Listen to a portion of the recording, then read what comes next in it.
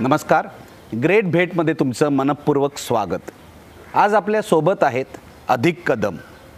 अधिक कदम हे जन्माने महाराष्ट्रीय आहेत, पण कर्माने काश्मीरी आहेत।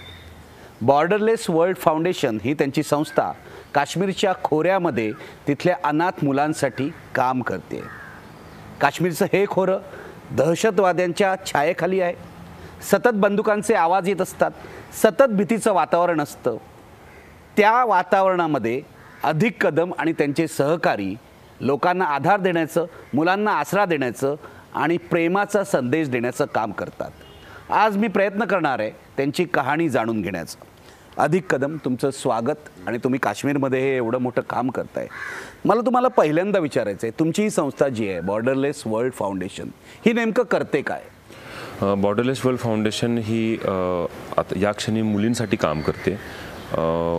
अशा मुली की ज्यांचे आईवडील मागच्या ह्या 20 ते 25 वर्षामध्ये एस्पेशली ज्यांची फायरिंगमध्ये किंवा ज्यांची क्रॉस फायरिंग कॉन्फ्लिक्टमध्ये किंवा दगडफेकीमध्ये वेगवेगळ्या कारणाने ज्यांची डेथ झालेली अशा, म्हणजे दहशतवाद्यांनी केलेल्या गोळीबारात आणि लष्करांनी किंवा पोलिसांनी केलेल्या गोळीबारात म्हणजे आमच्याकडे त्यांचे आईवडील मृत्यू पावलेले आहेत अशा मुलांसाठी तुम्ही मुलींसाठी, आणि ह्या मुलींचे आईवडील म्हणजे कुणाचे आई वडील आतंकवादी असतील, कुणाच्या आईवडिलांना आतंकवाद्यांनी मारलं असेल, ज्यांना कुणीच नाही आहे अशा मुलींना आपण सांभाळतोय। आणि ह्या 2002 पासून आपण सुरू केलं। कुपवाडा जिल्ह्यामध्ये पहिलं आम्ही घर हे 2002 मध्ये ह्या संस्थेचं आम्ही सुरू झालं। 4 मुलींपासून सुरू केलं। त्याच्यानंतर आम्ही अनंतनाग जिल्ह्यामध्ये दुसरं घर सुरू केलं। तिसरं घर बडगाम जिल्ह्यात बिरवामध्ये तालुक्यात सुरू केलं। आणि चौथं घर हे काश्मीरी पंडित मुलींसाठी आम्ही जम्मूमध्ये सुरू केलं। जम्मूमध्ये तर अशा जवळजवळ 170-180 मुली आत्ता घरामध्ये रजिस्टर्ड आहेत। आणि 5 ते 55 मुली अशा आहेत की ज्यांना आम्ही फक्त एज्युकेशन वाईज त्यांना आम्ही दत्तक घेतलेलं आहे। सो त्या मुली वेगवेगळ्या घरांमध्ये राहतात, कारण आमच्या घरामध्ये एवढी जागा नाही आहे, तर आम्ही वेगवेगळ्या घरामध्ये त्यांना इन्स्टॉल केलेलं आहे कुठं तरी। म्हणजे तुम्ही त्यांच्या शिक्षणाची जबाबदारी टोटली म्हणजे वी आर स्पॉट। मला इथे तुम्हाला थांबून हे विचारायचं आहे, तुम्ही जी 3 नावं घेतली, कुपवाडा, अनंतनाग आणि तिसरं काय नाव घेतलं? बडगाम बिरवा। बडगाम। जम्मूमध्येही तुमचं काम आहे, तिथे हिंदू मुली तुमच्या त्या सगळ्या अनाथाश्रमात आहेत। पण ही जी 3 नावं तुम्ही घेतली, कुपवाडा, अनंतनाग आणि बडगाम, या तिघांचं भौगोलिक स्थान काय आहे हे जरा लोकांना सांगा। याचं कारण हे श्रीनगर नाहीये। करेक्ट। तुम्ही श्रीनगरमध्ये काम करत नाही, तुम्ही गावामध्ये काम करतात। हा प्रदेश कसा आहे? Kupwara is completely line of district आणि अनंतनाग जे आहे हे कम्प्लिटली इंटिरियर डिस्ट्रिक्ट आहे, जे जिथं आता त्राल किंवा तुम्ही आता मग ऐकलं असेल न्यूजच्या ह्याच्यातनं की बुरहान वानी किंवा हे सगळे जे त्या एरियातले म्हणजे साऊथ काश्मीरमधले, म्हणजे दहशतवाद्यांच्या कब्जामधला हा प्रदेश टोटली सगळ्या दहशतवादी कारवाया या तुम्ही जी 3 ठिकाणांची नावं घेतली तिथे चालतात। आणि हा सीमेला लागून लष्कराचं व्यवस्थित लक्ष असलेला प्रदेश आहे, तर इथे तुम्ही काम करता। करेक्ट। म्हणजे आता कुपवाडा जिल्हा जो आहे हा म्हणजे आम्ही 97-98च्या दरम्यान आम्ही कुपवाडामध्ये पहिल्यांदा एंट्री केली। त्यावेळेस जेव्हा आम्ही कुपवाडामध्ये गेलो तर हा जो कुपवाडा जर बघितला तर हा टोटली LOC डिस्ट्रिक्ट आहे। आणि मेजर इन्फिल्ट्रेशन जे झालेलं आहे, म्हणजे आतंकवादी किंवा टेररिस्ट जे आतमध्ये आलेत हे सगळे अशा ह्या डिस्ट्रिक्टमध्ये बारामुल्ला, बांडीपोरा आणि कुपवाडा। आणि कुपवाडा हा त्याच्यात वर्स्ट डिस्ट्रिक्ट होता, कारण मेजर खूप जंगल आहे, 78% फॉरेस्ट आहे, 100% मुस्लिम पॉप्युलेशन आहे, म्हणजे 100% मुस्लिम पॉप्युलेशन आहे। तुम्ही गेलात काश्मीरमध्ये, त्याकडे मी येणार आहे, पण तुम्ही गेलात आणि कुपवाडाच का निवडलं? ॲक्च्युली कुपवाडा जिल्ह्याबद्दलची जी बातम्या जो यायच्या त्यावेळेस ना, की कुपवाडा जिल्ह्यामध्ये टेररिस्ट ॲक्टिव्हिटी खूप व्हायच्या, खूप किलिंग तिथंच झालेलं आहे। म्हणजे बारामुल्ला, बांडीपोरा ह्या डिस्ट्रिक्टमध्ये सुद्धा झालेलं आहे, पण कुपवाडा जिल्ह्यामध्ये खूप किलिंग झालं। एक वेळ अशी होती, अशा सिच्युएशन आलं की 50-50 आतंकवाद्यांचा मार्च पास्ट सुद्धा बघितलेला आहे। 50+ आतंकवादी मार्च पास्ट करतात ॲक्च्युली, जसं फ्लॅग होस्टिंग असं असतं दिवसा ढवळ्या, हां ते बघितलेलं आहे म्हणजे। आणि अशी सिच्युएशन तिथं होती 2000च्या आधी। अशी सिच्युएशन खूप भयानक होती, म्हणजे अशा एरियामध्ये सिक्युरिटीची लोकच जात नव्हती। आणि एवढा तो कंट्रोल्ड एरिया आतंकवाद्यांनी केलेला होता। तिथे तुम्ही गेलात? तिथं होतो, मला घेऊनच गेले होते, मला पकडलं होते। तुम्हाला पकडलं? कोणी पकडलं होतं? तिथल्याच काही लोकांनी पकडलं आणि ते मला घेऊन गेले तिकडे। त्यांनी फसवलं ॲक्च्युली मला। त्यांना असं वाटलं की मी कदाचित हेर आहे, कारण भारताचा हेरा इंटेलिजन्स एजन्सीचा माणूस आहे आणि त्यांनी मला घेऊन गेले आणि ते ॲक्च्युली त्यांनी फसवलं मला. ते म्हणले की नाही तो आपको और भी कुछ लोगों से मिलवाते हैं, बहुत अच्छा ये लोग आपको इन्फॉर्मेशन दे सकते हैं. गेलो तर डायरेक्ट त्यांचा एक एरिया असा कॅम्प आहे आता, म्हणजे it's like a camp. It was like दहशतवाद्यांचा कॅम्प आहे. त्याच्यामुळे त्यांनी मला घेऊन गेले ते आणि त्यांनी मला बसवलं इथं आणि मी काही करू नाही शकलो. मी नॉर्मल बसलो. म्हणजे त्याच्या आधी मी खूप लोकांना भेटलेलो आहे, पण हे म्हणजे हा एक म्हणतात ना की 4-5 नंतर म्हणजे अशा दहशतवाद्यांना भेटलो की ज्यांनी मला त्रास नाही दिला त्या ह्याच्यामध्ये. म्हणजे मी 18-19 वेळा मरणाच्या दारातनं आलेलो आहे, पण अशा अनेक डिस्कशन झालेत की ज्याच्यामध्ये मी फक्त आत्महत्या भेटलोय फक्त जाऊन. सो दॅट वॉज ती एक अशी म्हणजे काय ह्या भेटी कशा होत्या, काय विचारायचे त्यांना? हाच प्रॉब्लेम होता की मी तिथं का आहे. आता असंही नाही की त्यांनी डोळे झाकून मला मारलेलं, असंही नाही केलेलं.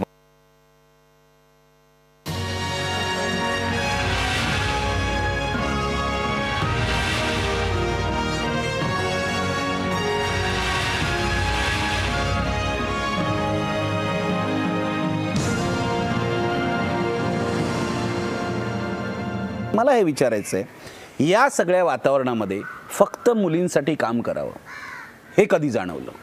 2000च्या आधी जे आम्ही रिपोर्ट सर्वे रिसर्च करत होतो ना, त्या ह्याच्यामध्ये तुमच्या संस्थेची सुरुवात 2004ला झाली. 2002ला झाली. 2002ला झाली. त्याच्या आधी तुम्ही सर्वे करत होते? हां, आणि आम्ही बऱ्याच संस्थांसाठी काम केलं. म्हणजे पुण्यातही काही 1-2 संस्था. युनिसेफसाठी काम केलं? युनिसेफचा आम्ही एक पूर्ण रिपोर्टच केला होता. पूर्ण एका डिस्ट्रिक्टचा रिपोर्ट त्यांना आम्ही करून दिला होता. तो रिपोर्टच आला नाही परत.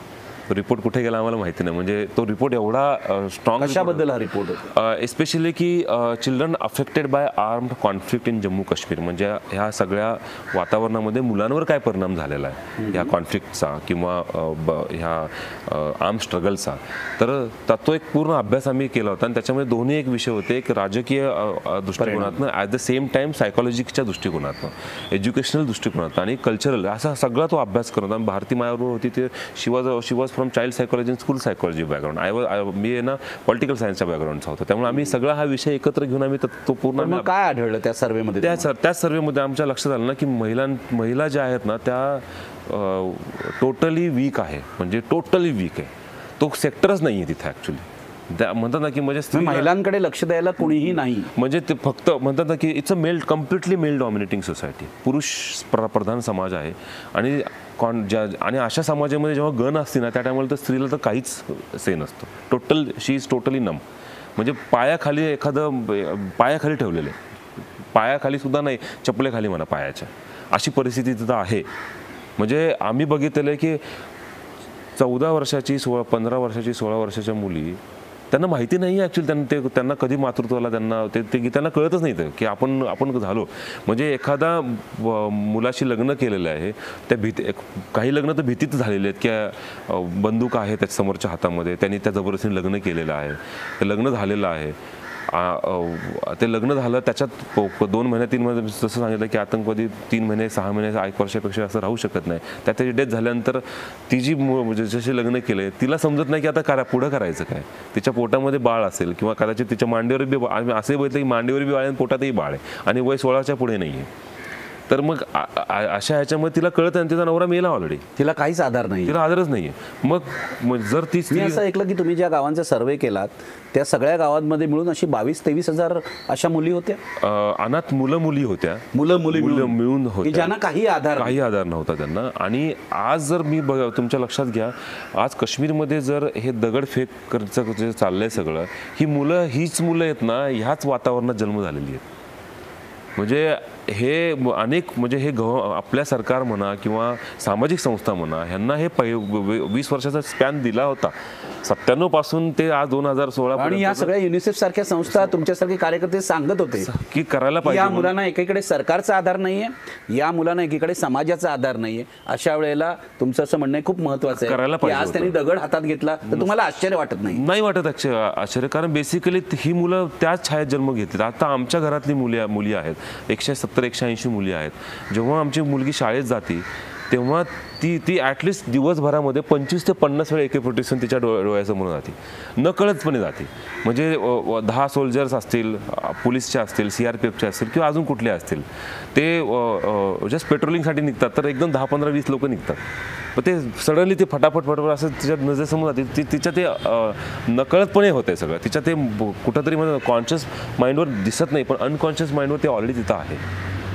अशी मुलं आणि मुली ह्या वातावरणामध्ये जगतात, ते शिक्षणही घेतात आहे आणि ते आयुष्य काढतात आहे. आता मी स्पष्ट सांगतो, ते जगत नाही, ते आयुष्य फक्त काढतात किंवा ओढतात आहे, जगत नाहीत actually. Life, there is no life right now, there is म्हणजे जीवन नाही आहे.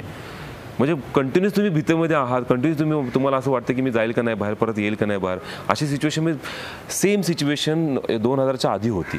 सेम सिच्युएशनमध्ये आम्ही जेव्हा रिपोर्ट सर्वेमध्ये आमच्या लक्षात आलं की महिला ज्या आहेत त्या टोटली त्यांना सपोर्टची गरज आहे. आणि अशा जर कुठली मुलगी जर अनाथ असेल, तिला जर फॅमिली नसेल, तर ती मुलगी कुठं जाणार, तर आपण घर सुरू करायला पाहिजे. म्हणून आम्ही 2002मध्ये पहिलं घर सुरू केलं कुपवाडा जिल्ह्यामध्ये. पण तुम्ही असा निर्णय घेतलात की मुलींसाठीच आपण काम करायचं. हां, फक्त मुलीच का, मुलं का नाही? आता दोन्ही ऑप्शन्स होते की मुलांसाठी काम करणं आमच्या मुलं मुली दोघांसाठी काम करायचं ऑप्शन होता. पण मुलांसाठी काही अनाथाश्रम होते तिथं, आणि मुलांसाठी आश्रमामध्ये काम करणं हे जास्त, मुलांसाठी आश्रम चालवणं हे जास्त सोपं आहे, सोयीस्कर आहे. मुलींसाठी का करत होते हे आमच्या लक्षात आलं की आम्ही विचारलं तिथं बऱ्याच लोकांना, ते म्हणले की नाही पता नहीं, अगर कोई घुस गया अंदर और उसके साथ कुछ होगा तो हम लोग कैसे इसकी जिम्मेदारी कैसे लेंगे. मग हा सगळं आमच्या लक्षात आलं. म्हणलं की someone has to take a risk, कोणतरी रिस्क घ्यायला पाहिजे. आम्ही घेतली रिस्क. आम्ही 4 मुलींचं घर सुरू केलं, आम्ही रिस्क घेतली. आम्हाला तर फतवा काढला होता, घर सुरू करायच्या आधी 2 दिवस आधी फतवा काढला होता तिथल्या मौलवीने की ये हिंदू है, बाळ ठाकरे का आदमी हो सकते, इनके साथ सोशल बॉयकॉट करो, इनको खाना पाणी मत दो. आणि आम्ही काय होतं ना, मी आजपर्यंत जेव्हा काश्मीरला गेलो ना, मी लोकांच्याच घरी जेवण केलं, लोकांच्याच घरी राहिलेलो आहे. त्यांना मौलवींना हे होतं की हे लोक हिंदू आहेत, नॉन मुस्लिम असून ही लोक असं डिसिजन घेतात की अनाथाश्रम चालवायचं, तर हे चालू नाही द्यायचं, आणि हे चालवलं तर ह्याचं काहीतरी प्रॉब्लेम होऊ शकतो असं त्यांना कुठेतरी भीती असेल, काय असेल. आणि कुणी हिंदू तिथं काम करत नाही आहे, आणि कदाचित ही लोक असं डिसिजन घेतात याचा अर्थ समाजाची काहीतरी त्यांना सपोर्ट असेल. कारण आम्ही ऑलरेडी 4-5 वर्ष ऑलरेडी फिरत होतो, म्हणून त्यांनी तसा फतवा काढला की कुणीही त्यांना मदत करायची नाही. पण उलटं झालं की आम्हाला लोकांनी उलट जास्त मदत केली. आम्हाला लोकांनी येऊन सांगितलं की नाही, तुम्ही आता जर हे सुरू नाही केलं ना तर आम्ही तुम्हाला मारवात, की तुम्ही सुरूच करायचं म्हणून. आणि 2 म्हणजे फतवा काढला शुक्रवार, आणि आमचं काहीतरी रविवारी काहीतरी का असं आम्ही 12 मे 2002ला आम्ही हे पहिलं घर आम्ही तिथं सुरू केलं कुपवाडा जिल्ह्यामध्ये. डेफिनेटली खूप हे होती. आम्ही डिस्ट्रिक्ट कलेक्टरला बोललो होतो ओपनिंगसाठी, पण कुणी ओपनिंगला आलं नाही कुणी ओपनिंगला, कारण त्यांनी फतवा काढला होता, ओपनिंगलाच आलं नाही कोणी. आणि जागा कोणी दिली? भाड्याने घेतली आम्ही जागा, गावातल्याच काही लोकांनी आम्हाला जागा दिली भाड्याने मिळून. पण आम्ही शेवटी ना कुराण शरीफ वाचून एका अनाथ मुलीच्या हस्ते आम्ही त्याचं ओपनिंग केलं. तुमच्या संस्थेचं नाव जे आहे ते सुद्धा वैशिष्ट्यपूर्ण आहे, बॉर्डरलेस वर्ल्ड फाउंडेशन. हे नाव का ठेवलं तुम्ही? बॉर्डरलेस वर्ल्ड म्हणजे सीमेच्या पलीकडे, सीमा नसलेलं जग. हां, बंधनाच्या पलीकडे. स्वतःमध्येच आपण खूप बंधनं टाकून ठेवलेली आहेत ना, त्याच्या पलीकडे जायचं आहे आपल्याला. चिलियाना म्हणून एक गाव आहे पाकिस्तानमध्ये, आणि टिठवल म्हणून गाव आहे इंडियामध्ये, ते आपल्या ह्याच्यामध्ये. मध्ये एक वाहती किशनगंगा रिव्हर, त्या रिव्हरला आपण किशनगंगा म्हणतो त्या रिव्हरला, आणि पाकिस्तानची लोक त्याच रिव्हरला नीलम रिव्हर म्हणतात. दोन्ही गावामध्ये आम्ही पलीकडच्या गावात आम्ही जाऊ शकत नाही, कारण बिलकुल म्हणजे वरच्या पर्वत रांग आहे ॲक्च्युली, आणि बिलकुल ह्या उतारावर हे गाव आहे आणि ह्या उतारावर दुसरं गाव आहे, आणि मधून नदी वाहते. आणि वरच्या टॉपवर इंडियन आर्मी आहे, तिकडे पाकिस्तान रेंजर्स आहेत. तर तिथे खाली काही जरी मुवमेंट झाली ना तरी फायरिंग करतात. पण कधी कधी कसं की समजा काही कल्चरला काही कार्यक्रम असतात कार्यक्रम काही तिथं, मग ते लोक थोडंसं ढील देतात. तर आम्ही त्या टिठवल गावामध्ये गेलो होतो, तर आम्हाला जवळजवळ 14-15 किलोमीटर चालायचं होतं. चालत आम्ही त्या गावात पोचलो. त्या गावामध्ये ढोलचा आवाज येतो. मग भारतीने विचारलं की क्या चल रहा है, तो उन्होंने कहा कि हाँ शादी है.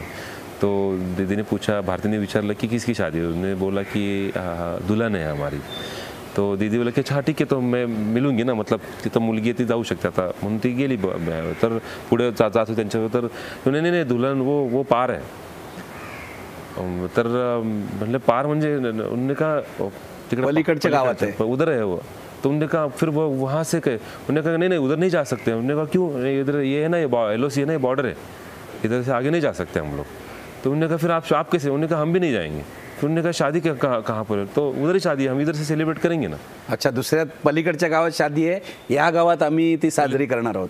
तर मग आम्ही बसून मग आम्ही चौकशी केली की काय आहे, तर ते म्हणले की नाही हमारे अंकल असे सगळे ते नाती आहेत, त्यांची मुलगी आहे, आमचे इथं आम्ही सगळे हे रिलेटिव्ह आहेत, हमारी मासी उधर आहे, कोई अंकल इधर आहे, दुसरा अंकल उधर आहे, असे सगळे त्यांनी आम्हाला सगळ्या स्टोरी सांगितल्यानंतर म्हणलं की अरे हे तर म्हणतात ना की ॲक्च्युली फॅमिली आहे टोटली, फक्त अर्धी झाली ह्या लोकांनी LOC मुळे अर्धी झाली। तर आम्ही त्यांना सगळं विचारलं, मग 2-3 दिवस आम्ही तिथं होतो। लग्न झालं पलीकडे, ती दुल्हनचं ते सगळं मेहंदी रात, मग इकडं सुद्धा मेहंदी रात होती। दुसऱ्या दिवशी तो दुल्हा आला, तर हे लोक सुद्धा वो गाणं काश्मीरी टिपिकल ते गाणं गातात लग्न जेव्हा मुलगी जात असती। तर हे सगळं आम्ही बघितलं, म्हणजे आम्हाला एक काय ना, मला पाकिस्तानबद्दलचा राग माझ्या घरांमधनंच दिलेला आहे ना, क्रिकेट मॅचमधनं असेल नाही तर अजून कशामधनं असेल। आणि सडनली माझ्यासमोर एक पाकिस्तानचं गाव आहे आणि इथला गावमध्ये इथला जो टिटवाला जो इंडियन म्हणतो की नाही उधर दुल्हनियावर हम सेलिब्रेट करें, तर मला आहे ना कन्फ्यूज झालो मी टोटली। म्हणजे इथं आम्ही पाकिस्तान म्हणलं की असं करायचो, तिथं सडनली मी काहीच करायला लावलं, म्हणजे मी कन्फ्यूज झालो की आता हे असं कसं काय। तर एक वेगळा अप्रोच मिळाला।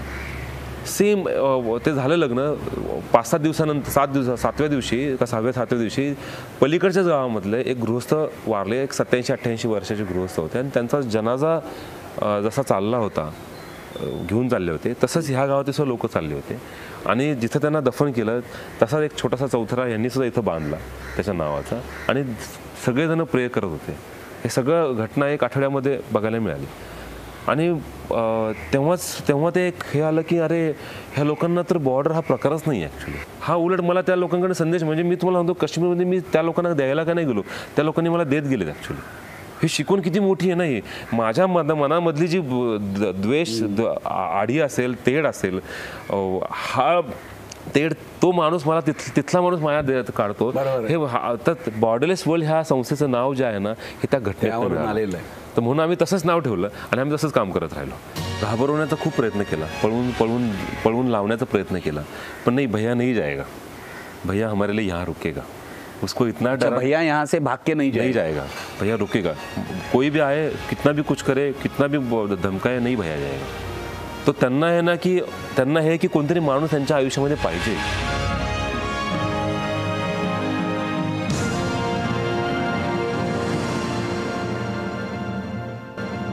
अधिक कदम नावाचा एक पुण्यातला तरुण मुलगा कुपवाड्यामध्ये जातो आणि अशा प्रकारचं काम सुरू करतो। हे किती कठीण आहे याची मला जाणीव आहे। मला हे विचारायचं आहे, तिथल्या लोकांनी कशी मदत केली तुमच्या बरोबर, तुमच्या बाजूनी खांद्याला खांदा लावून कोण उभं राहिलं? त्या घर सुरू करताना समजा आता मुली येत असतात आमच्याकडे ॲडमिशनसाठी, पण या मुली कोण घेऊन येतं? म्हणजे सरकारी यंत्रणा घेऊन येते, लोक घेऊन येतात, लष्कर घेऊन येतं, कोण घेऊन? नाही, ॲक्च्युली आता सगळेच घेऊन येतात, पण त्यावेळेस म्हणजे सरपंच असायचे गावातले, किंवा आम्ही काय केलं होतं ना की आम्ही ह्या सर्वेच्या दरम्यान आम्ही दरम्यान खूप हे जे सिनियर लोक जे आहेत ते खूप कॉन्टॅक्टमध्ये आले, आणि लोकांना एक म्हणतात ना कौतुक बी होतं की अरे इथं मागच्या 8 वर्षामध्ये कुणीच आलेलं नाहीये, 7-8 वर्षामध्ये, म्हणजे जे काश्मीरी पंडित गेल्यानंतर कुणीच, आणि हे महाराष्ट्रात आणि हे डायरेक्ट आले, तर लोकांना एक कौतुकही होतं। आणि असं नाही की ती त्यांच्या मुलांना मदत करतोय म्हणून असं नाही, इव्हन बेसिक त्यांच्यामध्ये बेसिकली तेवढा चांगुलपणा आहे, फक्त तो चांगुलपणा बघण्यासाठी ना त्यांच्यापर्यंत जायला पाहिजे कोणतरी, कोणी जातच नाही त्यांच्या, आणि मी तिथं गेलो म्हणून मला त्यांचा चांगुलपणा दिसला। म्हणजे आज फतवा काढलाय, 50,000 लोक समोर आहेत, त्या फतव्यामधली लोक मला येऊन सांगतात की अधिक भैया आपको ये काम करना ही आहे, हे मौलवींनी आमचं काश्मीर खराब केलेलं आहे म्हणले, ह्या मौलवीने आमची डोकी खराब केली आहेत, लेकिन तुम्ही लोक चांगलं काम करायला, तुम्ही इथं अजिबात जायचं नाही, तुमचं संरक्षण आम्ही करू, पण जर तुम्ही काम नाही केलं तर तुम्हाला कोणी वाचवणार नाही म्हणले, आम्हीच तुम्हाला मारू, कारण आम्ही आता तुमच्यासाठी हा लढाई करणार आहे। तर हे 2002मध्ये लोकांचा सपोर्ट आला, आणि मग कुणी आम्हाला टेलिफोन बूथ फ्री नाही, आपको यहाँ से जितने कॉल करणे आप कॉल कर लो, आपको कोई पैसा नाही लेणे येंगे। आम्हाला जेव्हा घर सुरू करायचं होतं, आमच्याकडे 1.5-2 लाख रुपये म्हणजे पैसे नव्हते, पण 1.5-2 लाखाचं सामान घ्यायचं होतं, तर मार्केटमधून आम्हाला टोटल लोकांनी हे आपको जो लेना आहे मार्केट से ले लो, आपको जो, लोकांनी फुकट दिलं, देऊन टाकलं 1.5 लाखाचं 2.5 लाखाचं सामान देऊन टाकलं। ते म्हणले नाही आप लेके जाओ, आप घर शुरू कर लो, जो करना आप कर लो शुरू। आणि आम्ही झालं सुरू आमचं 4 मुलींचं घर. पण मग काम पुढे कसं गेलं? 4 मुलींपासून सुरुवात झाली, आज तुमच्याच म्हणण्याप्रमाणे 170 मुली आहेत आणि 4 ठिकाणी हे तुमचे जे काही आसरे आहेत ते सगळीकडे आहेत. जम्मूमध्ये सुद्धा आहे. काम पुढे कसं गेलं? 2002 पासून ते 2006 पर्यंत आम्ही 4 वर्ष त्याच घर आम्ही कंटिन्यू करत होतो, कारण आम्हाला एम्प्लॉईज कोणी मिळत नव्हते. तर मग लिटरली म्हणतात मी स्वयंपाकाचंही सुद्धा काम केलेलं आहे, वॉचमनचंही काम केलेलं आहे, अकाउंटंटचंही काम केलेलं आहे, शिक्षकाचंही काम, सगळंच काम केलेलं आहे. म्हणजे म्हणतात ना, म्हणजे इव्हन मुलींचे केस कापण्याचं सुद्धा काम केलं. तुम्ही दोघांनी? हां, म्हणजे जेव्हा मुली आमच्या ॲडमिशनचा व्हायच्या ना, तर बऱ्याच मुलींच्या डोक्यात म्हणजे स्कॅल्प आहे ना, ह्या स्कॅल्पमधनं किडे यायचे ॲक्च्युली. म्हणजे त्यांना त्यांची काळजीच कोणी घेतली. पण मग हा संसार वाढला कसा? लोकांना बेसिकली लोक आमच्याकडे बघत होते. लोक आमच्याकडे बघत होते की हे करतात काय. 4 मुलीच्या 10 मुली झाल्या आणि बिलकुल 1.5 महिन्याच्या स्पॅनमध्ये, 2 महिन्याच्या स्पॅनमध्ये त्या 10 मुली झाल्या. आणि लोक बघत होते की हे काम कसं करतात. मग आम्हाला 3-3.5 महिन्यानंतर आम्हाला एक मॅनेजर मिळाली. ती 2 महिनेच टिकली. त्याच्यानंतर अजून एक मॅनेजर मिळाली, ती आता सुद्धा टिकलेली आहे. ती अजून सुद्धा काम करते ती मॅनेजर. पहिले 6-8 महिने वॉचमन जो आहे फ्रीमध्ये कामाला आला. मॅनेजर पहिले 3-4 महिने फ्रीमध्ये कामाला आले. म्हणजे स्थानिक लोकांनी आम्हाला मदत केलीच आहे. सेम प्रॉब्लेम ह्या डिस्ट्रिक्टमध्ये सुद्धा आहे, सेम प्रॉब्लेम त्या डिस्ट्रिक्टमध्ये सुद्धा आहे. तर आपण बेसिकली थोडंसं एक्सपान्शन करूया. आणि कुपवाड्यापासून अनंतनाग, बडगाम आणि देन आम्ही जम्मूमध्ये 2000. जम्मूला का काढलं ते मला विचारायचं आहे, कारण हा सगळा कुपवाडा, अनंतनाग, बडगाम हा जो भाग आहे हा मुस्लिम बहुल आहे. मुस्लिम लोकांची लोकसंख्या तिथे जास्त आहे. पण मग जम्मूला जावं असं का वाटतं? कारण जिथे हिंदू बहुसंख्या. ॲक्च्युली रजौरी, पुंछ हा सुद्धा बॉर्डर एरिया पडतो, म्हणजे जम्मू रिजनमध्ये. तिथं सुद्धा खूप फायरिंग आणि तिथं खूप शेलिंग तिथं होतात. आणि बरीच लोक आहेत ना, फॅमिलीज टोटली लॉस होतात, मुलं सुद्धा मरतात. मग एखादं कुणी जिवंत झालं तर मग त्यांचं काय करायचं, म्हणून अशा ज्या केसेस समोर आल्या आमच्या. आणि मी तिथं सुद्धा सर्वे केला. मी कुपवाडा, जम्मू काश्मीरच्या प्रत्येक जिल्ह्यामध्ये राहिलेलो आहे. जम्मू काश्मीरमधल्या, नुसतं काश्मीर नाही, जम्मू काश्मीरमध्ये राहिल्यावर दिसलं काय तिकडे? जम्मू रिजन जो आहे हा रिजन टोटली हिंदू बहुसंख्याक आहे. काश्मीर हा व्हॅली जे आहे टोटली मुस्लिम बहुसंख्याक आहे. लेह लडाख जो आहे टोटली बुद्धिस्ट पॉप्युलेशन आहे. करगिल, द्रास, करगिल, झंस्कर हा सगळं ह्याच्यामध्ये मिक्स पॉप्युलेशन, पण बेसिकली शिया पॉप्युलेशन आहे. तर हा सगळा जो जम्मू काश्मीरचा जो भाग आहे हा स्प्लिट झालेला आहे वेगवेगळ्या म्हणतात ना फेथमध्ये. काश्मीरमध्ये काश्मीरी पंडित होतेच ॲक्च्युली. ते काश्मीरी पंडित बाहेर जाणं हे आपले दुर्दैव आहे ॲक्च्युली, की काश्मीरी पंडितांनी बाहेर नव्हतं जायला पाहिजे. हे दुर्दैव आहे. आतंकवादाचं जे प्रमाण जे जास्त जाणवतं ते जे काश्मीर व्हॅलीत जाणवतं याचं कारण म्हणजे तेच आहे ॲक्च्युली, की जम्मूमध्ये तुम्हाला हिंदू बहुसंख्यक दिसतात, लेह लडाखमध्ये बुद्धिस्ट, आणि तर तिथं तुम्हाला हे फक्त इथंच दिसतं ॲक्च्युली. तर कुठंतरी आहे ना इथल्या समाजावर धर्माचा एक कुठंतरी इम्पॅक्ट फार मोठ्या प्रमाणामध्ये आहे, आणि तो आहेच आहे. आणि त्याच्यामुळं खूप इझी आहे काही म्हणतात ना की विदेशी शक्तींना किंवा काही अशा निगेटिव्ह माइंडेड लोकांना की त्याचा वापर करून तिथल्या एनर्जीला किंवा तिथल्या यूथला किंवा तिथल्या समाजाला भडकवणं हे त्यांना. हे बरोबर आहे.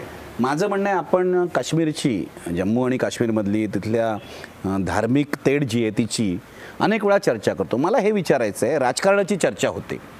कधी तरुणांनी दगड हातात घेतला की पुन्हा एकदा लष्कराचा वापर करावा की नाही ही चर्चा होती. हा जो 5,000 गावांचा सर्वे होता त्यातून जे आढळलं की या सगळ्या कॉन्फ्लिक्टचे जे समाजशास्त्रीय परिणाम आहेत, जे मानसशास्त्रीय परिणाम आहेत, लोकांच्या कुटुंबावर झालेले, लोकांच्या मनावर झालेले, ह्याची चर्चा होताना दिसते का कधी? हां, 2014 पर्यंत अशी चर्चा नव्हती. आणि लोक लिहितात बेसिकली, पण मागच्या 2 वर्षामध्ये 2-3 वर्षामध्ये बऱ्यापैकी डिस्कशन्स होतात आणि ओपन स्पेस मिळते लोकांना. लोक बोलतात ते सोशल मीडियातनं बोलतात ते. पण इनिशियल लेवलला आम्ही बघितलं ना तर सेच नव्हता बाहेर कुठे, नाहीच, सेच नाही आहे ॲक्च्युली. लोक बोलायलाच घाबरायचे. म्हणजे तिथं तसा प्लॅटफॉर्मच नाही आहे. काश्मीरमध्ये थिएटर्सच नाही आहेत. सगळं आयुष्य विदीर्ण झालेलं आहे. नुसतं राजकारण नाही, सगळं आयुष्य विदीर्ण झालेलं आहे. आणि ह्याची ट्रीटमेंट जी आहे ना ती कुणीतरी सुरू करायला पाहिजे. आणि म्हणतात ना की ह्याच्यामध्ये ना कुणीतरी ना त्यांना एज्युकेट करायला पाहिजे आणि मेनस्ट्रीममध्ये आणलं पाहिजे आणि बोललं पाहिजे. हां, त्यांच्याशी जाऊन बोललं पाहिजे. एक्सप्रेशन जागा देणं, समोरच्या माणसाला एक्सप्रेशनला जागा देणं. आज हे दगडी मारतात बेसिकली हे एक्सप्रेशन आहे. त्या लोकांना जर आपण जागा दिली असती बोलण्याची तर कदाचित ही दगडी नसते, काहीतरी वेगळं असतं कदाचित. हीच एनर्जी आपण पॉझिटिव्ह ह्याच्यामध्ये कन्वर्ट करायला पाहिजे, पण नाही झालेली कन्वर्ट. अधिक मला हे विचारायचं आहे, असं वाटतं की आपण भारतीय लोक किंवा भारत असं नेहमी म्हणतो की काश्मीर हा आमचा अविभाज्य घटक आहे, पण भारत किंवा भारतीय जाऊन काश्मीरी लोकांशी बोलतच नाहीत. बरोबर आहे, असं वाटतं मला. ॲज अ टुरिस्ट म्हणून सुद्धा आपण जाऊन बोलत नाही. म्हणजे मी कधी कधी असं खूप वेळा विचार करतो की अरे जे टुरिस्ट लोक काश्मीरमध्ये जातात, स्वतःचं जे मनावर जे वजन झालेलं असतं वर्षभराचं, 2 वर्षाचं, 10 वर्षाचं, ते थोडंसं 4 दिवस फिरायला जातात आणि सगळं तिथं उतरवतात. नुसता निसर्ग बघून येतं, पण स्वतःची निगेटिव्हिटी जाऊन सोडून येतात ना. हाच ते निगेटिव्हिटीचा परिणाम आहे की सगळ्यांनीच जाऊन अख्ख्या देशाने जाऊन तिथं निगेटिव्हिटी सोडलेली आहे. तर आपण पॉझिटिव्हिटीचं काहीतरी काम करायला पाहिजे ना, बोलायला पाहिजे. मला पुन्हा आपल्या विषयाकडे यायचं आहे. मगाचा जो माझा प्रश्न अर्धवट राहिला, जम्मूला का काढला तुम्ही असं? हां, जम्मूला बेसिकली काश्मीरी पंडित आणि काश्मीरी हिंदू हे बऱ्यापैकी तिथं आहेत आणि मायग्रेशनचा म्हणजे आपल्या ह्या काश्मीर व्हॅलीमध्ये तिन्ही होम जे आहेत हे टेररिझमचे रिलेटेड केसेस आहेत. पण जम्मूमधल्या ज्या मुली ज्या आहेत ह्या बेसिकली मायग्रेशन रिलेटेड केसेस आहेत सगळ्या. म्हणजे त्या रजौरी पुंछमधनं आलेले मायग्रेट लोक असतील किंवा काश्मीरमधनं जे काश्मीरी पंडित जे मायग्रेट आहेत ते लोक असतील. आता जम्मूमध्ये हिंदूही मुली आहेत, मुस्लिम मुली आहेत. मला पुन्हा त्याच प्रश्नाकडे जायचं आहे की मगाशी ज्या वेळेला तुम्ही म्हणालात की आम्ही मुलींना विश्वास दिला, म्हणजे काय दिलं? कारण मुलींचं संगोपन ही भयंकर कठीण गोष्ट आहे. एकूणच मुलांचं सुद्धा संगोपन कठीण गोष्ट आहे, पण मुलग्यांपेक्षा मुलींचं संगोपन ही कठीण गोष्ट आहे. नेमकं विश्वास दिला म्हणजे काय दिलं आणि कसं दिलं? आता घाबरवण्याचा खूप प्रयत्न केला, पळवून लावण्याचा प्रयत्न केला, पण नाही, भैया नहीं जाएगा, भैया हमारे लिए यहाँ रुकेगा, उसको इतना डर, भैया यहाँ से भाग के नहीं जाएगा, भैया रुकेगा, कोई भी आए कितना भी कुछ करे कितना भी धमकाए, नहीं भैया जाएगा. तो त्यांना आहे ना की त्यांना हे की कोणतरी माणूस त्यांच्या आयुष्यामध्ये पाहिजे की जो त्यांना त्यांच्या बरोबर आहे. बापही गेलेला आहे, कधी चुलता होता तर चुलताही मारला गेलेला आहे, बडा मोठा भाऊ असेल तर तो पळून गेला असेल, तो मिसिंग असेल. तेव्हा कुठंतरी ती मनामध्ये भीती कुणीच नाहीये आणि भैयाचा आधार आहे जो आहे त्याला सुद्धा समाजाची काही लोक त्याला. मग अधिक कदम या मुलींसाठी कोण आहे? मलाच नाही माहिती. मी त्यांचा ना कधी बाप म्हणून काम करतो त्यांचा. आता आमच्या काही मुलींचा आम्ही तर म्हणतात ना पालक म्हणून आम्ही लग्न लावले काही मुलींची, मोठ्या झाल्यात मुली. तर मग मला नाही सांगू शकत की त्यांचा मी भाऊ आहे, त्यांचा एक मित्र आहे का, त्यांचा एक वडील आहे का, अजून काही नातं आहे. पण एक आहे ना की माझं यांचं जे नाळ जोडली नाही, ही फक्त प्रेमाने जोडलेली. हे आम्ही बायोलॉजिकल पेरेंट्स नाही आहेत, कल्चरली खूप डिफरंट आहे. काश्मीरच्या लोकांना पृथ्वीवर कुठला देश समजता स्वतः मला माहिती नाही actually, I don't want to go into that.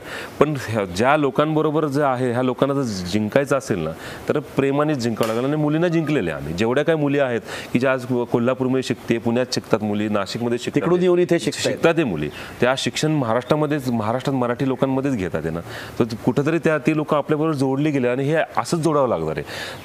त्यांना तो विश्वास आहे की आमचं इथं वाईट होणार नाही आहे, आम्ही उभं राहणार, आम्ही पायावर उभं राहणार, आमचं चांगलंच होणार आहे. हा विश्वास त्यांना ऑलरेडी आहे.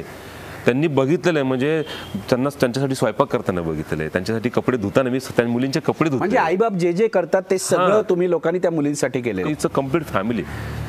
ही एक एवढं छान कुटुंब आहे ना, आणि हे कुटुंब आम्हाला त्याचं स्प्रेड करायचं आहे. पण ह्याच्यात अवघड प्रसंगही आले असतील. उदाहरणार्थ मुलींची संस्था चालवताना समाजाची नजर कायम स्वच्छ असते असं नाही. बरोबर आहे. तर हा माणूस मुलींची संस्था चालवतोय, चला याला आता बदनाम करूया, असंही झालं ना, अनेक वेळा झालं.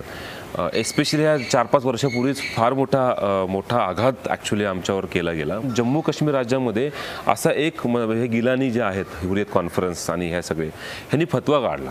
त्यांनी त्यांच्या मॅगझिनमध्ये त्यांचे मोठे काही मॅगझिन्स होते, त्या मॅगझिनमध्ये त्यांनी माझ्यावर मोठेच्या मोठे पेजेस लिहिले. आणि त्या पेजेसमध्ये टोटली असं होतं की हा माणूस इथल्या मुलींना धर्मांतर करण्यासाठी इथं आहे, इथल्या मुलींना घेऊन पुण्या मुंबईमध्ये हे विकतात करोड रुपयाला, असं लिहिलेलं होतं त्यांनी. आणि अशी लोक जेव्हा बोलतात ना, ते लाखो लोक रस्त्यावरून हेच दगडी जे मारण्याचा हे प्रकार होतात ॲक्च्युली, कारण हे चिथवतात ना बेसिक. पण मग याला उत्तर कसं दिलं? नाही उत्तर दिलं. याला काम करत राहिलो. आमच्या घरावर एकही दगड आजपर्यंत कोणी मारला नाही. कदाचित त्यांना ती प्रेमाची ताकद जी आहे ना, ती कुठंतरी हिडनमध्ये आहे ना, ॲक्च्युली आहे ना, हिडनमध्ये आहे ना. म्हणजे एवढे फतवे काढले, म्हणजे तुम्हाला सांगतो ईदच्या दिवशी झालं. आणि ईदच्या दिवशी त्यांनी ती मॅगझिनमधला एक पेज पूर्ण वाचून काढलं कुपवाडाच्या मस्जिदच्या समोर. त्या मस्जिदच्या बाहेर जवळजवळ 40 ते 50,000 लोक असतील. आणि नॉर्मली काय असतं की जी शेवटचे ईद जे असते ना, म्हणजे रमजानची ईद, त्याच्यामध्ये सगळे लोक प्रेयर्सला जातात ईदच्या दिवशी सकाळी. त्या प्रेयर्सच्या समोर त्या 10 मिनटं त्यांनी ती वाचून काढली. आणि सगळं झालं की आज पता नाही क्या हो जाएगा, पता नाही क्या होने वाला. आणि असे हजारो मस्जिदमधनं त्या दिवशी वाचून काढलं, कारण ते मॅगझिन प्रत्येक मस्जिदमध्ये वाचलं गेलेलं आहे. पण तुम्ही फक्त काम करत राहिला. काम करत राहिलो. या सगळ्याला पैसे कोण देतं? कारण पैशाशिवाय काम उभं राहत नाही. पैसे कोण देतं? लोक म्हणजे मी खरं सांगू का, जवळजवळ 90% सपोर्ट आहे ना मराठी लोकांनी दिला. म्हणजे महाराष्ट्रातले लोक पैसे हो, देतात. म्हणजे महाराष्ट्राच्या लोकांनीच मला तारलेलं आहे. एस्पेशली फायनान्सच्या बाबतीत असेल, इव्हन मुली जितकी. पण याला नॅशनल इंटरनॅशनल काही फंडिंग नाही? नाही, काही संस्था अशा आहेत, जसं अमेरिकेमध्ये आशा फॉर एज्युकेशन आहे, किंवा पुण्यामध्ये समजा गिट्स फूड आहे, किंवा काही अशा काही संस्था आहेत. पण नॅशनल इंटरनॅशनल दोन्ही अशा वेगवेगळ्या संस्था आहेत की ज्या महाराष्ट्रातल्या लोकांनी वैयक्तिकरित्या खूप मदत केली. लोकांनी आम्हाला जवळजवळ 90% लोक जे आहेत ती मराठी लोकांनी आम्हाला मदत केली. मुंबईमधून सुद्धा खूप पद्धतीने लोकांनी आम्हाला, बऱ्याच लोक आम्हाला मुंबईत सुद्धा मदत करतात ॲक्च्युली. तर हा काश्मीरमधली जी आम्हाला मदत जी आहे ती एक वेगळ्या स्वरूपाची. ते इन काइंडमध्ये मदत देतील, तांदूळ पाठवतील, भाज्या पाठवतील. आता हा जो एवढा सगळा प्रकार चालू आहे दगडफेकीचा, सगळं बंद आहे काश्मीर. मग आता आमच्या मुली जेवत नसतील का? भाज्या मिळत नाहीत मार्केटमध्ये, मार्केटच बंद आहे. मग लोक काय करतात, शेतातल्या भाज्या काढून ना गठ्ठ्याच्या गठ्ठ्या आणून आमच्या घरामध्ये टाकतात की नाही हे. म्हणजे अशा परिस्थितीत लोक आम्हाला तिथं मदत करतात. त्यांना माहिती की हे काम चांगलं. पण पैशाची मदत बाहेरून, म्हणजे मुख्यतः महाराष्ट्रातून येते आणि बाकी. आणि गव्हर्नमेंटची कुठं मदत घेतली नाही आतापर्यंत. ह्याचं कारण म्हणजे ना, लोक सहजपणे कुठली एजन्सी आम्हाला गव्हर्नमेंट एजन्सी म्हणून ब्रँड करू शकते. त्याच्यातनं माझा घात होऊ शकतो आणि लोकांचा विश्वासही उडू शकतो. म्हणजे बेटर आहे की आपण चांगलं लोकांकडनं मदत घ्यावी आणि लोकांसाठी मदत करा. अगदी बरोबर आहे. अधिक हे काम आता खूप वाढलेलं आहे. नुसतं मुलींचं संगोपन हे काम राहिलेलं नाही आहे. आता याच्यामध्ये ॲम्ब्युलन्स आलेले आहेत. याच्यामध्ये त्या मुलींना व्यवसाय शिक्षण देणं हेही तुम्ही करता. नेमकं काय काय करता? आत्ता मागच्या 1.5 वर्षापूर्वीच आम्ही एक डिसिजन घेतला की ज्या मोठ्या मुली आहेत तर त्यांना आपण वोकेशनल ट्रेनिंगमध्ये आणू आणि वोकेशनल कोर्सेस देऊन त्यांना फक्त कोर्सेस नको द्यायला, त्यांना बिझनेसेस आपण सेट करून देऊ, त्यांना उभं करू त्यांच्या पायावर. कारण आई वडील म्हणून आपण जेव्हा काम करतोय त्या टायमाला आपण नुसतं ट्रेनिंग करून त्यांना सोडून नाही द्यायला पाहिजे. मग ते परत अस्तव्यस्त होऊन जातील. म्हणून आम्ही काय केलं की पुण्यात, मुंबईमध्ये, नाशिकमध्ये, सोलापूरमध्ये काही मुलींना सॅनिटरी नॅपकिनचं ट्रेनिंग दे, काही मुलींना कम्प्युटर एम्ब्रॉयडरीचं ट्रेनिंग दे, काही मुलींना सिलाईचं ट्रेनिंग दे, काही मुलींना बेसिकली मतलब फास्ट फूडमध्ये ट्रेनिंग दे. असे वेगवेगळे कोर्सेस आम्ही मुलींना घडवले. आणि हे कोर्सेस घेऊन मुली कुपवाडा जिल्ह्यामध्ये, आता आमचं पहिलं घर जे आहे कुपवाडाचं, तिथंच आमचं पहिला बिझनेस हाऊस मुलींचं सुरू केलं. आता हे का सुरू केलं, याचं कारण बेसिकली आहे की आता आमची मुलगी जेव्हा, किंवा कुठलीही मुलगी जाती मार्केटमध्ये, तर पुरुष बसलेला असतो दुकानामध्ये. तिला जर सॅनिटरी नॅपकिन्स हवं असेल मेडिकल शॉपमध्ये, तर पुरुष बसलेला असतो, त्याला लाज वाटते विचारायला, तर ती विकतही घेत नाही आणि ती यूजही करत नाही. मग ह्याचं सोल्युशन काय आहे की कोणतरी एक तिथं स्त्री पाहिजे की जी बेसिकली तर बसून बिझनेस करते. ह्यांचा जो बिझनेस जो आहे ह्याच्यामध्ये कुठलाही मेल पुरुष जो आहे तो जाणार नाही. तर हा जो आम्ही काय केलं, ह्या समाजामध्येच असं एक मॉडेल डेव्हलप केलं की इथं फक्त महिलाच रन करतील हे बिझनेस आणि फक्त महिलाच कस्टमर होऊन जातील. आम्हाला असं वाटलं की इमर्जन्सी मेडिकल सर्व्हिस हा जो विषय आहे, ह्या विषयामध्ये आपल्याला काम करायला पाहिजे. 1.5 वर्षापूर्वी आम्ही जम्मू काश्मीर राज्यामध्ये तातडीची वैद्यकीय सेवा सुरू केली.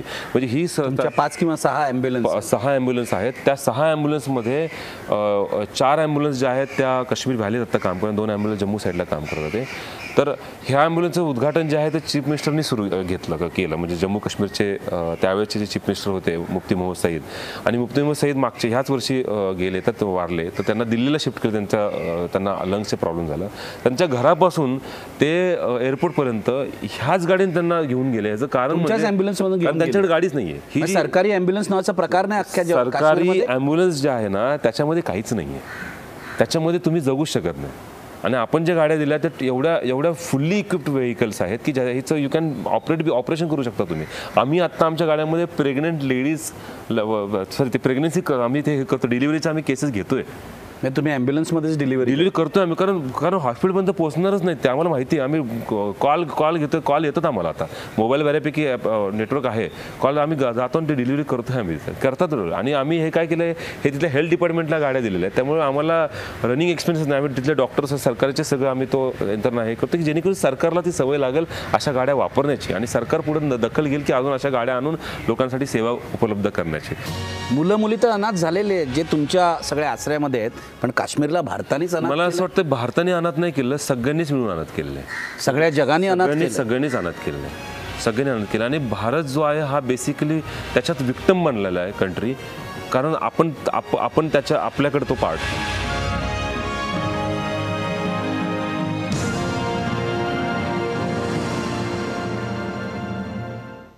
जो प्रश्न मी आधीच विचारायला पाहिजे होता तो आत्ता विचारतो. तुमचा जन्म नगरचा, शिक्षण पुण्यामध्ये, उठलात आणि काश्मीरला गेलात, हे का? ओके, मी आहे ना लहानपणी माझ्या वडील कुस्तीमधले कुस्तीगीर होते. हां, वडील पैलवान होते माझे. मी असं ऐकलं तुम्ही कुस्ती करा. हो, मग त्याच्यामुळे त्यांनी मला कुस्तीमध्ये टाकलं. मी मातीच्या कुस्तीमध्ये म्हणजे तालमीमध्येच होतो, मी बऱ्याच वर्ष तालमीमध्ये राहिलो. शिक्षण चालू होतं माझं सगळं. त्याच्याबरोबर मी पखवाजही वाजवायचो आणि शेती. त्याच्यामुळे माझं बेसिक जे आहे ना हे महाराष्ट्रातलं एकदम म्हणतात ना की मी शेतकरी कुटुंबातलाच आहे. शेतकरी कुटुंबामध्ये जसं एक्झॅक्टली होतं तसंच माझ्या घरामध्ये होतं आणि आजही होतं. आणि मला ना जास्त काही राजकारण कळत नाही, मला जास्त समाजकारण कळत नाही. शेतकरी आहे, भूक लागली तर पोटाला जेवायला पाहिजे, एवढंच जीवन मला कळलेलं आहे आणि एवढंच आयुष्य मला कळलं. मी एवढंच आयुष्य घेऊन त्या मुलींबरोबर राहतो की त्या मुलींना एवढीच गरज आहे ना, प्रेमाची गरज आहे. ते प्रेमाच्या भुकेला आपण प्रेमच द्यायचं, त्यांना शिक्षणाची गरज आपण त्यांना शिक्षणच द्यायचं. हे बरोबर आहे, पण तुम्ही नगरहून पुण्याला शिक्षणासाठी आला, पॉलिटिकल सायन्सचं शिक्षण घेत होतात तुम्ही पुण्यामध्ये, उठलात आणि काश्मीरला गेलात, हे कसं घडलं आणि तिथेच राहायचं ठरवलं? कॉलेजमध्ये मला राज्यशास्त्राचा विषय होता आणि राज्यशास्त्राच्या विषयामध्ये 370वा कलम, भारतीय राज्यघटना त्यातला 370वा कलम आणि मग काश्मीर विषय. आणि त्याच वेळी बऱ्याच न्यूजपेपरमध्ये असे बातम्या, त्यावेळेस मी 95, 96, 97ची त्यावेळेस बऱ्याच गोष्टी यायच्या. आणि माझ्या कॉलेजमध्ये काही काश्मीरी पंडित विद्यार्थी होते, ज्यांनी त्यावेळेस ॲडमिशन्स पुण्यामध्ये घेतले होते, आणि काही काश्मीरी मुस्लिम्सही विद्यार्थी होते. तर त्यांच्यामध्ये फाईट्स खूप व्हायच्या कि कोई बोलता आपने हमको भगा दिया, कोई बोलता नहीं आप हमारा हात छोड़ के भाग गए. ते टिपिकल त्यांच्यामध्ये एक डिस्कशन्स. मला असं वाटायचं की हे काय आहे basically, Y they are talking like that. दोघं जण काश्मीरी आहेत, दोघं तसेच दिसतात, पण मग असं एक वाटलं की नाही आपण जाऊन बघितलं पाहिजे. मग काही संस्थांच्या मदतीने, काही लोकांच्या मदतीने आम्ही अभ्यास सुरुवात केला आणि तिथे काही कॉन्टॅक्ट घेऊन आम्ही काश्मीरला, जम्मूला पोहोचलो आम्ही. आणि मग जम्मूवरून आम्ही 15 दिवसासाठीच गेलो होतो आम्ही. तो टूर 3.5 महिने झाला. तो आम्ही 3.5 महिने आलोच नाही ॲक्च्युली, तिथं राहिलो आम्ही टोटली. आणि त्याच्यानंतर मग डिसिजन घेतला की नाही आपण तिथं राहायला पाहिजे. पण एक सांगू का की माझ्यासमोर खूप लोक मेलेली आहेत. म्हणजे माझा डिसिजन काश्मीरमध्ये राहण्याचा जो आहे किंवा काम करण्याचा जो आहे तो असा काय पहिल्याच घटनेमध्ये झाला नाही आहे. माझ्यासमोर खूप लोक मेले म्हणजे मेले माझ्यासमोर गोळ्या घालून लोकांनी काश्मीरमध्ये माझ्यासमोर लोक मेलेली आहेत. म्हणजे माझा डिसिजन असा पक्का जो झाला आहे ना तो असं झालेला नाही आहे. माझ्यासमोर 14, 16, 17 वर्षाची मुलं अशी माझ्यासमोर मेलेली आहेत, गोळ्या घातले त्यांना, ते मेलेत. एक तर मुलगा सर्वे करताना ती फॅमिली माहिती, तो मुलगा भेटला होता. 3-4 महिन्यानंतर आम्ही त्याच गावामध्ये परत गेलो दुसऱ्या सर्वेसाठी. त्या पहिला व्हिडिओचा सर्वे होता, नंतर ऑर्फनचा सर्वेसाठी आम्ही त्या गावात गेलो. तेव्हा तो मुलगा आम्हाला दिसला नाही, कारण आम्हाला माहिती होतं की हा ऑर्फन आहे. मग असंच करत आम्ही 15-20 दिवस आम्ही आमच्या एरियात काम करत होतो. आम्हाला अचानकपणे फायरिंग सुरू झालं, तर आम्ही त्यात अडकलो होतो त्या फायरिंगमध्ये. तर तो मुलगा आम्हाला त्या फायरिंगमध्ये दिसला आणि तो मुलगा फायरिंग करत होता आर्मीच्या कॅम्प. तो मुलगा फायरिंग करत होता. वय वर्षे 16 मे बी असेल, 16+ खालीच असेल. आणि तो त्यात मारला गेला.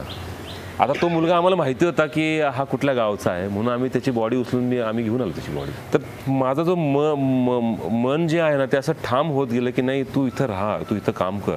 कारण एवढी लोक मेल्यानंतर मला असं नेहमी वाटायला की परमेश्वरानं मला काहीतरी सांगायचं आहे आणि प्रत्येक घटनेतनं काहीतरी सांगायचं की तुला काम करायचं इथं अधिक, तू असं इथनं जाऊ नकोस, तुझ्यासमोर हे अशा घटना घडत तू काय करणार, तू असं पळून जाणार, पळून नाही जायला पाहिजे. मग परमेश्वराने जर माझ्यासमोर मला समजण्यासाठी समोरचा जीव घेतला असेल तर मग मी त्या परमेश्वराला कशाला हरवू. मी तो त्याचा मी त्याला जिंकवायला पाहिजे ना, मग त्या परमेश्वराला जिंकवायलाच पाहिजे. मग आपण नाही, आपण काम करायचं, आपण थांबायचं, आपण त्या लोकांसाठी काम करायचं. खूप प्रॉब्लेम मोठा आहे. 50, 100, 200, 500 मुलींसाठी काम करून कदाचित सॉल्व्ह होईल का नाही मला माहिती नाही, पण मला एकच वाटतं की आम्ही जर 500, 1000 चांगल्या महिला उभ्या करू शकलो, ह्याच पुढं मदर्स होणार आहेत आणि ह्याच पुढं संस्कृती समाजामध्ये परत आणणार आहे. एक जी संस्कृती आपण त्यांच्या डोक्यामध्ये हृदयात आत्ता टाकू आणि हेच कुठेतरी रिव्हॉल्व्ह होणार आहे हळूहळू. पण ह्याच्यासाठी म्हणतात ना की पेशन्स पाहिजे. कदाचित पेशन्स आत्ता कुणालाच नाही आहे, या क्षणी पेशन्सच नाही आहे ना. आज काश्मीरमध्ये अचानकपणे जळते, Kashmir patienceless people. It's a madness, totally madness, की कुणी काहीच कंट्रोल नाही आहे. तो ह्याचा बेसिक हे आहे की कुठंतरी जे एक शिक्षण जे आहे ना, एक संस्कृत कुठंतरी यांचं टोटली खराबच झालेलं आहे. तुम्हाला असं वाटतं एवढे वर्ष काश्मीरमध्ये काम केलं की काश्मीरला भारताने अनाथ केलं? मुलं मुली तर अनाथ झालेले आहेत जे तुमच्या सगळ्या आश्रयामध्ये आहेत, पण काश्मीरला भारतानेच अनाथ मला असं वाटतं भारताने अनाथ नाही केलं, सगळ्यांनीच मिळून अनाथ केलेलं आहे. सगळ्या जगाने अनाथ केलं. सगळ्यांनीच अनाथ केलेलं आहे, सगळ्यांनी अनाथ केलं. आणि भारत जो आहे हा बेसिकली त्याच्यात विक्टम बनलेला आहे कंट्री. कारण आपण त्याच्या आपल्याकडे तो पार्ट आहे म्हणून. तोच पार्ट कदाचित कदाचित ते लोक विक्टिम बनले असतील, पण सगळ्यांनीच मिळून त्याला अनाथ केलं. म्हणजे मी पर्टिक्युलर कंट्रीचं मी नाव नाही, सगळं जग मिळून काश्मीरवर अत्याचार करते.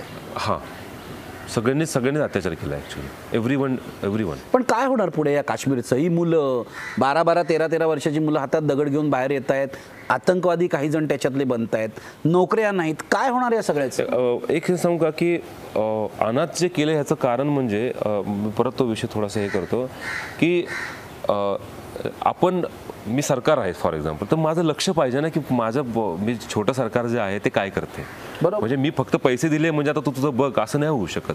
आपण जर काही प्लॅन्स केले असतील, काही नवीन काही स्कीम्स आणल्या असतील तर त्या तिथं जातात का, तिथल्या लोकांपर्यंत पोहोचतात? हे भारत सरकारने बघितलं नाही. एक्झॅक्टली, तिथं नाहीच केलं ना ऍक्च्युली, नाहीच आहे ऍक्च्युली. फिल्डवर नाही आहे ऍक्च्युली काही. म्हणजे एवढा सगळा पैसा येतो तिथे पोहोचतच नाही, जातच नाही, तिथं लोकच जात नाहीत बघायला. आज मी तुम्हाला सांगतो, आता मी एवढं काम करतोय ना, जम्मूसाठी कदाचित आम्हाला डोनर मिळेल, आनंदासाठी डोनरच मिळणार नाही का, तर ते तिथं कोण जाणार बघायला. म्हणजे ही एक एवढी हे आहे की आज काश्मीरमध्ये तुम्ही बघितलं असेल, कुठल्याही टुरिस्टला मारलं नाही तिथल्या लोकांनी, कुठल्याही अमरनाथ यात्रेला उलटा वेगळ्या न्यूज येतात की त्यांना वाचवतात ते लोक ॲक्च्युली. म्हणजे हे की लोक का घाबरतात मला कळत नाही ॲक्च्युली. तिथं काय राक्षस लोक नाही आहेत ॲक्च्युली, त्यांचे प्रॉब्लेम्स वेगळे आहेत. त्यांचे प्रॉब्लेम्स जे आहेत ते कोणतरी ऐकायला पाहिजे आणि ते कोणतरी ऐकलं पाहिजे आणि ते सरकार दरबारामध्ये कोणतरी त्याची दखल घ्यायला पाहिजे आणि ते सरकारने ते करायला पाहिजे. That is a different role. पण आमच्यासारख्या लोकांचा रोल जो आहे तो आम्ही प्ले करणारच ना. म्हणजे मी वोटिंग केलं, सरकार निवडून दिलं म्हणजे सरकार बघेल असं नाही. माझं ह्या देशाचा नागरिक म्हणून माझं एक कर्तव्य आहे की तिथला समाज जो आहे तो सुद्धा माझा देशाचा भाग आहे आणि त्या समाजाला मला बरोबर घेऊन जायलाच पाहिजे. आज ती बॉर्डरवर जे राहणारे लोक जे आहेत ते लोक गोळ्या खातात तिकडच्या समोरच्या लोकांचे. त्या लोकांना लोक जर नसतील ना तर तो प्रॉब्लेम आपल्यापर्यंत सुद्धा कधीतरी येऊ शकतो ना. त्याच्यामुळे त्या लोकांना बरोबर ठेवणं म्हणजे काश्मीरमधली जमीन नको आहे आपल्याला, काश्मीरमधली माणसं पाहिजेत आपल्याला. नुसती जमीन घ्यायचं काय करायचं आपल्याला, काश्मीरची माणसं आपल्याला बरोबर घेऊन जायचे आणि त्याच्यासाठी ना आपल्याला वेगवेगळ्या पर्याय शोधले पाहिजेत. कोणी प्रेमाने बोललं पाहिजे, कोणी थोडंसं ताकदीने बोललं पाहिजे की आपण तिथं जायला पाहिजे. सगळ्यांनी काश्मीरवर प्रेम करायला पाहिजे. फक्त काश्मीरचं निसर्ग सौंदर्याचं प्रेम घेऊन आपण आपल्यामध्ये प्रेम नको टाकायला, आपण तिथल्या लोकांना प्रेम द्यायला पाहिजे आणि ते वेगळ्या मार्गाने द्यायला पाहिजे. त्यांच्यावर विश्वास टाकून द्यायला पाहिजे, त्यांना चर्चेसाठी बोलवलं पाहिजे, त्यांच्यासाठी वेगवेगळ्या सुविधा आपण हे करायला पाहिजे, द्यायला पाहिजे. पैसा खूप देतोय आपण, तो पण पैसा पोचतो का नाही, त्या सुविधा तिथं होतात का नाही ह्याची कोणतरी दखल घ्यायलाच पाहिजे. पैशाबरोबर थोडंसं प्रेमही द्यायला पाहिजे. हां, पैशावर प्रेम द्यायला पाहिजे. मुलाखतीची वेळ संपलेली आहे. शेवटी काय म्हणशील? एवढ्या सगळ्या काश्मीरियतमधून तू आलायस, शेवटी काय म्हणशील? मला सामाजिक संस्था ही चालवताना, ही रन करताना ह्याची पूर्णपणे जाणीव आहे की मला कुठल्याही प्रकारचा एम्पायर उभं करायचं नाही आहे. उलट हे संस्था बंद पडायला पाहिजे. ही मुली अनाथ होतात म्हणून आपलं काम करावं लागते आणि माझी तशी गरज नसायला पाहिजे होती, पण हे करायला लागते म्हणून आपण तिथं काम करतोय. मी हेट नाही केला म्हणून मला कुठंच हेट नाही मिळाला. हे प्रेम करत गेलो तर मला प्रेमच मिळालं. मला असं वाटतं काश्मीरवर जर आपण सगळ्यांनी प्रेम करत राहिलं आपलं प्रेम मिळेल. आपण त्यांचा विश्वास ठेवलेला नाही आहे, आपण ट्रस्टच करत नाही आहे. पण फर्म डिसिजन घ्यायलाच पाहिजेत. बाय द सेम टाईम तो सॉफ्टनेस जो आहे ना तो ठेवलाच पाहिजे. दोन्ही गोष्टींचं हे जे आहे ना, म्हणजे ब्रेडच्या ज्या 2 स्लाईस असतात ना त्या जर जोडायच्या असतील ना तर मध्ये मक्खन टाकावं लागतं, त्याशिवाय ते जोडल्या जातात. आणि हे तुझं मक्खन जे आहे ते प्रेमाचं आहे. अधिक कदम, थँक्यू व्हेरी मच. आम्ही नेहमी घोषणा ऐकल्यात, काश्मीर हमारा आहे, पण तुमची मुलाखत ऐकून असं वाटतं खरोखरच असं म्हणता येईल अशा कामाने काश्मीर हमारा है. यस, कश्मीर हमारा है और हमको कश्मीर में जितना प्यार अगर हम लोग फैला सकते हैं ना उतना फैलाएंगे, उसी से कश्मीर हमारा बनेगा. धन्यवाद.